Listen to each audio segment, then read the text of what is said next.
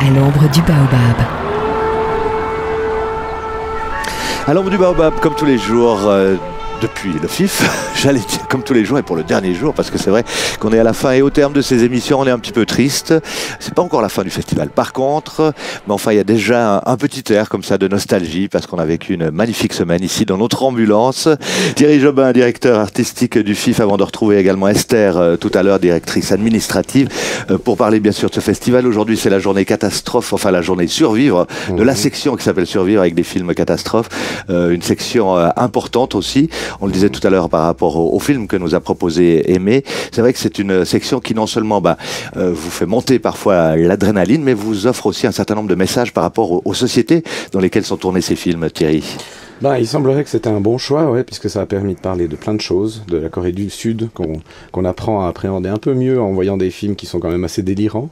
Et puis l'Inde, un film d'ouverture sur la catastrophe de Bhopal, la Russie, et malheureusement le Chili, avec ce tremblement de terre qui a eu lieu, et voilà ce film qu'on avait programmé qui parlait d'un précédent tremblement de terre. Non, je pense que vraiment le message que le genre codifié transporte avec lui quand il est adapté dans d'autres pays que les États-Unis, plein d'éléments culturels, politiques qui sont importants, ça.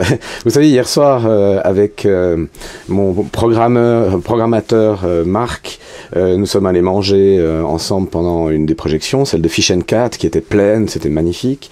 Et puis nous avons imaginé le festival de l'année prochaine en entier. C'est-à-dire de quoi on rêve. Parce qu'au fait, ce qui s'est passé cette année, c'est que à la fin avril, début mai, mi-mai, après le festival de Cannes, je suis rentré et puis j'ai tiré des espèces de photos comme ça sur chaque section. Donc il y avait une photo de Madagascar avec l'idée de faire Madagascar. Il y avait une photo de Slava Bikov avec l'idée de Slava Bikov, mais c'était pas encore sûr qu'il accepte. Et donc j'ai travaillé toute l'année avec en face de moi, collé contre le mur, en face de mon bureau, une photo des Dardennes, une photo de Bikov, une photo de film catastrophe, etc. Et finalement je me rends compte que ce qui était un rêve, c'est complètement réalisé. Donc pourquoi ne pas rêver plus haut? Et je peux vous dire que le festival dont on est arrivé hier, ça va pas être une catastrophe du tout si on arrive à le faire, je peux vous dire ça. Alors voilà. Bien, qu'est-ce qui nous attend, hein? Alors cette année, on a fait des émissions dans l'ambulance, l'année prochaine, je ne sais pas. On va inventer d'autres choses en fonction de la folie même du festival. Vous pouvez compter sur moi pour trouver une idée stupide. Une bonne partie de mon équipe le pense. Très bien, ouais. Petit clin d'œil quand même aux lunettes, Thierry. Alors si aujourd'hui tu portes des lunettes, ce n'est pas pour cacher des yeux, je ne sais pas, qui ne seraient pas présentables. J'ai dormi 12 heures. Bien sûr. Combien ? 12 heures. 12 heures, oui, c'est ça, certainement. C'est surtout pour faire un petit clin d'œil, je crois, aussi à Toronto, un des deux festivals qui va prendre l'hommage aux réalisateurs iraniens. Et ça aussi, c'était une grande première et quelque chose d'important aussi pour le FIF. C'est quelque chose d'extraordinaire que le nom de Fribourg et le nom du festival puissent voyager grâce à des gens qui ont l'esprit ouvert. Parce que c'est vrai qu'on vit dans un monde de concurrence totale entre les festivals où tout le monde veut de l'exclusivité, ce qui donne à la fin des programmes assez moyens, au fait. À Fribourg, on a décidé de ne pas faire ça. On a décidé de remettre Snowpiercer parce qu'on l'adore, même s'il est déjà sorti. Et ce qui est fou, c'est qu'il y a des gens qui disent « Ah, mais il était sorti, j'ai pas eu le temps de le voir, donc j'ai même pas eu le temps de savoir qu'il était sorti. » Et voilà, on joue pas sur l'exclusivité, on joue sur la qualité. Et voilà. Et sur le partage aussi. C'est ça. Et j'aimerais dire aussi avec ces lunettes que le FIF peut-être se termine, parce que je suis un peu triste quand même. Hier, vous savez, on a une liste dans le bureau de l'hospitalité avec les heures d'arrivée de tous les invités. On en a jamais eu autant, près d'une 50aine, même plus, je crois. Et hier, à 14h03, le dernier train est arrivé avec un invité, c'était Wang Bing, qui a gagné tous les prix l'année dernière. Donc il est revenu, c'était tout à coup une espèce de plongée dans le passé, parce qu'il avait la même doudoune, la même discrétion, un sourire immense. Il a dit j'aurais pu venir tout seul parce qu'il connaît les lieux. C'est aussi ça, créer des familles. Et puis voilà, je me disais tout à coup, maintenant il n'y a plus qu'à dire au revoir en fait, puisque plus personne ne vient d'ici la fin du festival. Mais en même temps, il y a cette chose extraordinaire, c'est que voilà, on a créé une famille et surtout que le FIF continue en fait. La semaine prochaine, je vais aller présenter des films au Grutli, pas plus tard que ce dimanche, alors que les gens pourront voir le film primé du Grand Prix et aussi le prix du public l'après-midi au Rex 1. Ça vaut la peine pour les gens qui ont dû travailler et qui n'ont pas pu voir le film aussi une tradition, c'est vrai qu'on peut toujours le dimanche avoir une séance de rattrapage. Voilà, normalement j'ai plus de voix à ce moment-là, donc il faut déjà m'excuser d'avance. Elle est déjà un petit peu... Non, elle est bien, elle est bien. C'est ce petit raillement. Oui, mais ça confère une certaine... un velouté comme ça à la voix. Et puis, comme vous le savez, ensuite, effectivement, le FIF, à travers sa section Histoire du cinéma iranien, partira à Édimbourg en juin. Et puis j'ai l'espoir de toucher un autre endroit à l'automne. Et enfin, l'hiver prochain, puisque c'est confirmé, la Cinémathèque de Toronto, qui est liée directement avec le Toronto International Film Festival, dont la couleur est orange. Et j'avais reçu ces lunettes. Voilà, exactement. La couleur de signalétique est orange. Eh bien, reprendra cette section aussi. On a vécu hier une journée d'émotion totale, puisque c'était la journée consacrée plus spécifiquement aux Iraniens. Et c'était vraiment le début d'une discussion. Hein. Il y a eu une table ronde d'1 heure. Tout le monde, ils m'ont dit après, mais vous savez, quand on fait des débats comme ça, entre Iraniens, normalement, ça dure 7 heures. C'est vrai qu'ils avaient déjà discuté 3 heures le matin. On en a imposé qu'1 heure au public, mais j'ai dit à Chris Fujiwara, qui est là, qui est venu nous rendre visite en ami, qu'à Édimbourg, il faudra qu'il résume ce qui a été dit à Fribourg en 5 minutes. Et maintenant, on continue la discussion parce que, au fond, c'est un début. C'est vrai, le FIF peut-être peut créer certaines étincelles. Être déclencheur, finalement, voilà, il y a eu un certain nombre de débats. Et il y en a eu plein. Hein, il y en a eu plein. Les Dardennes vont nous aider par un moyen que je ne peux pas révéler pour la section iranienne. Les Dardennes vont aider des cinéastes de Madagascar. L'Eikon, qui réalise cette émission au niveau des images, va travailler avec Madagascar. On verra sans doute un cinéaste malgache dans les rues de Fribourg de nouveau revenir l'année prochaine, dès le mois de décembre. Il y a eu plein de trucs comme ça, des rencontres. Et voilà, moi quand j'entends Sébastien Pilote, le cinéaste québécois qui est pour beaucoup une des grandes révélations de cette édition, avec ses films Le Vendeur et Le Démantèlement, qui me dit hier soir, juste avant que j'aille au lit vers 8h. Bien sûr. Juste avant le téléjournal. Quand il m'a dit, écoute, j'ai vu 12 films. Il y en a 2 qui sont pour moi pas vraiment à niveau, qui sont un peu hors compétition, mais il y en a 10 qui me donnent envie de rentrer à la maison et d'écrire mon prochain film. Voilà. Ça, c'est l'effet FIF, et c'est la famille, parce qu'on sait que probablement il reviendra, Sébastien. Voilà, on a passé des soirées extraordinaires, toujours pas plus tard que 21h, bien sûr, à le voir aller systématiquement derrière les bars, là où souvent maintenant il y a des ordinateurs pour mettre la musique, aller reprogrammer YouTube, etc., pour essayer de chercher à nous faire découvrir ce qu'il appelle, lui, la country, qui n'a rien à voir avec la country qu'on pratique de l'autre côté de la Sarine notamment, puisque c'est beaucoup moins adoré en Suisse romande, mais la country canadienne et nord-américaine, une country qui est proche de Bob Dylan et qu'on connaît absolument pas ici. On a passé des soirées entières à écouter de la country canadienne. On était dans un bar canadien, tout en étant à Fribourg. Et c'est là que Johnny Clash vous a fait un petit clin d'œil. De là-haut. Je connais pas Johnny Clash. Johnny Clash, pardon, j'ai dit Johnny Clash, moi. Ah ouais, ça doit être... C'est une catastrophe. Oui, c'est ça. Survivre.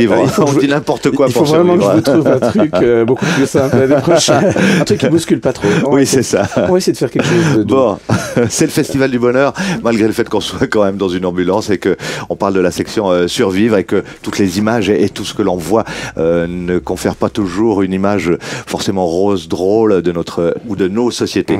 Mais ça reste le Festival du Bonheur parce que la rencontre est là et les gens, je le disais tout à l'heure, on vous aime et les gens s'aiment aussi dans le cadre de ce festival et ça c'est important, je crois. Ouais, je crois. Ouais, c'est la meilleure des choses. Pour moi, je ne connais pas encore les chiffres. J'en veux beaucoup au soleil parce qu'il y a eu vraiment beaucoup de soleil et je pense que... Ce qui ne favorise pas forcément, c'est vrai, la visite des salles obscures l'après-midi. C'est-à-dire que c'est vrai que j'adore Wang Bing et j'adore son film, par exemple, mais c'est vrai que si on est sur une terrasse en train de boire une bonne petite panachée et puis qu'il fait 22 degrés, se dire d'aller voir un documentaire chinois de 3h30 sur un hôpital psychiatrique, c'est peut-être pas la première idée qu'on a. Hein. Par exemple. Mais en même temps, ouais, pour moi, ce qui compte, c'est vraiment ça, c'est de voir si les gens sont contents.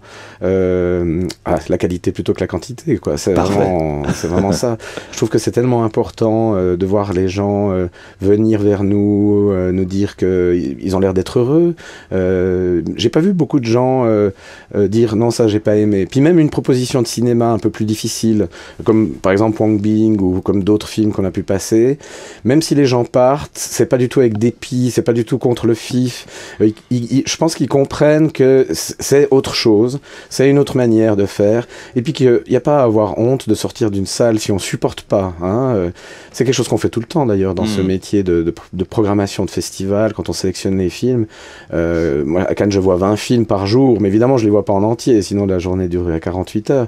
Je pars, je me permets de partir, parce qu'on n'est pas obligé de rester quand c'est mauvais.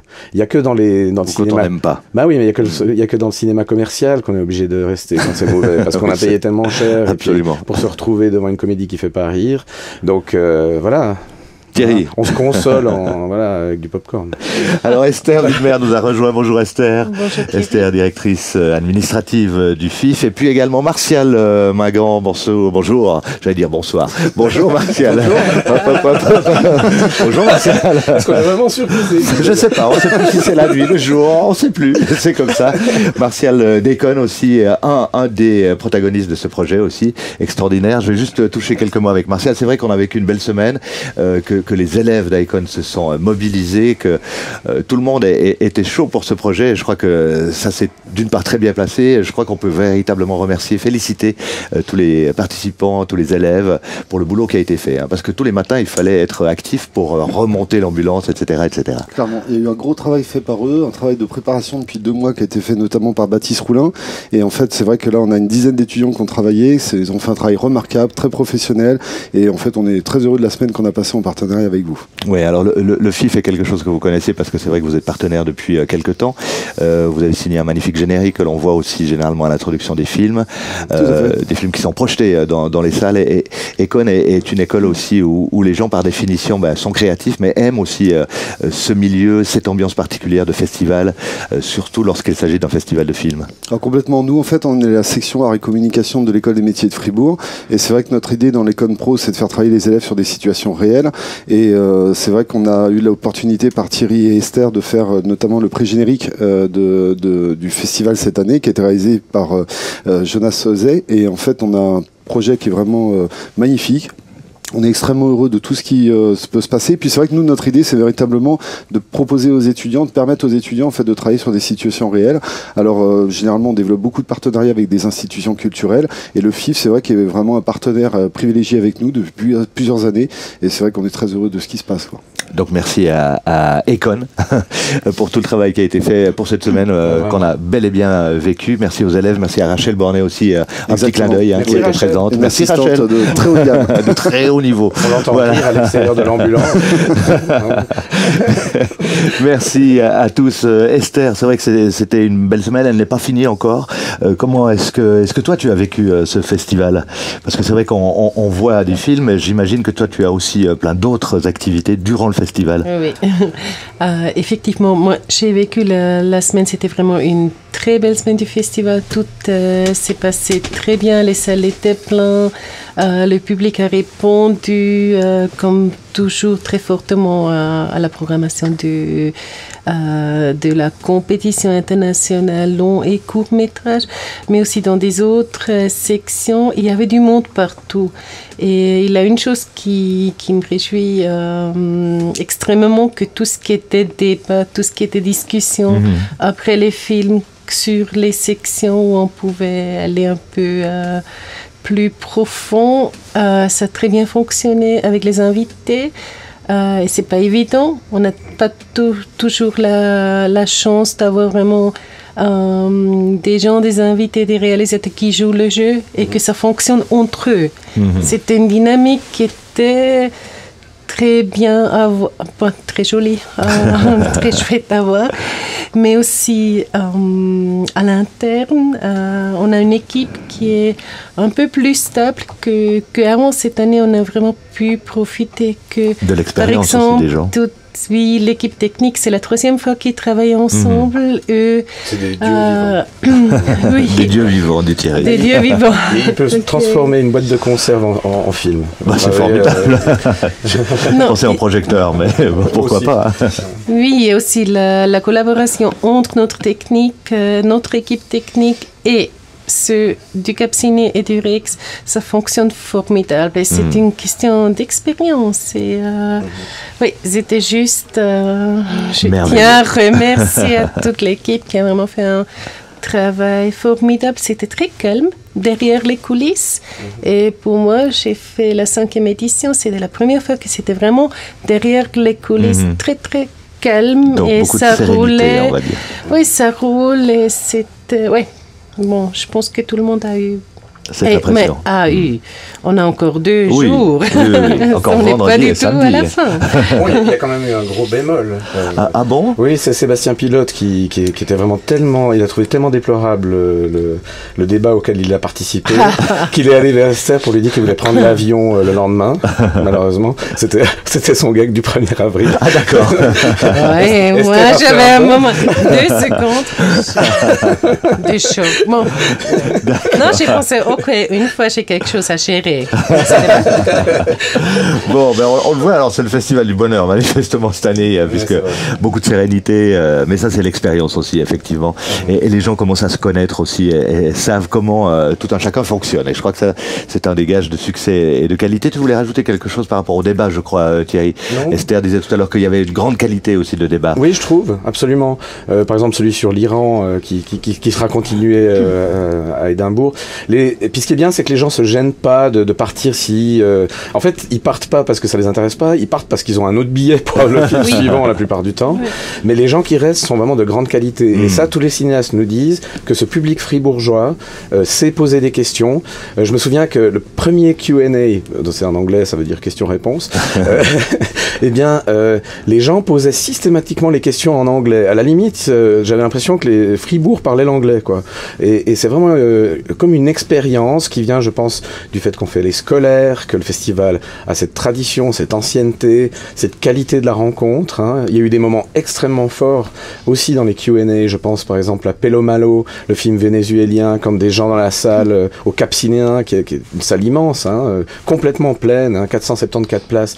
Quelqu'un qui se lève pour parler du Venezuela aujourd'hui, et de cette menace de guerre civile. Il y a eu plein de moments comme ça. Et vraiment, je compte pas le nombre de fois où j'ai pleuré, parce que... Il est très émotif. Moi, je suis très... Non, mais c'est vrai. Enfin, je veux dire, derrière ces lunettes, il y a un petit cœur qui bat. Exact. Avec qui pas toujours. Merci de le contrôler, ça fait une demi-heure que je suis dans l'ambiance et rien fait. Non, ça va, Thierry. Bon, on est déjà au terme, on a dépassé le temps qui nous était imparti, parce que c'est vrai que ça va très vite, malheureusement.